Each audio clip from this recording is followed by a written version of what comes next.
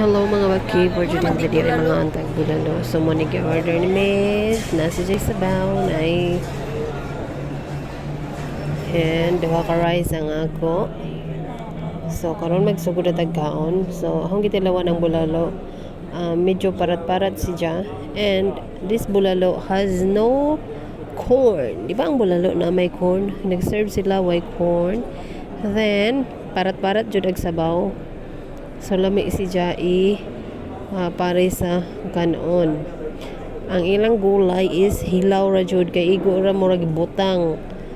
So wa ko ni angay ani, but no choice kay kinahanglan nga kanon kay mahal kaayo day.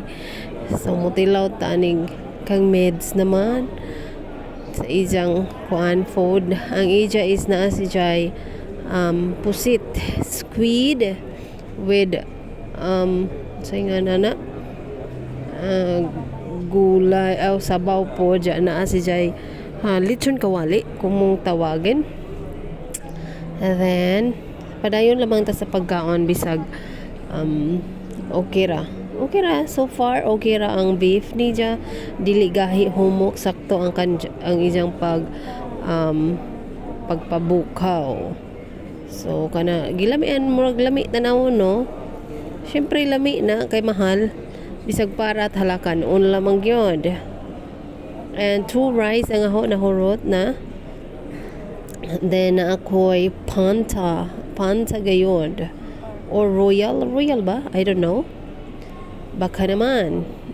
Then akong gitilawan agijang lechon kawali. So far okay naman siya, and I like talaga sa bilo-bilo katong violet dessert ni ja, lami si cha amo pud si Jangi tabangan og kaon.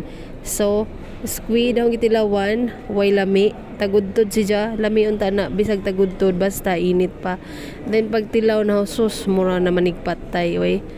And this is it, maura ni ang atong video for today. Nagaon mi gikan mi ato sa Quiapo, and ari mi sa MOA og nangaon mi sa among lunch. Bye.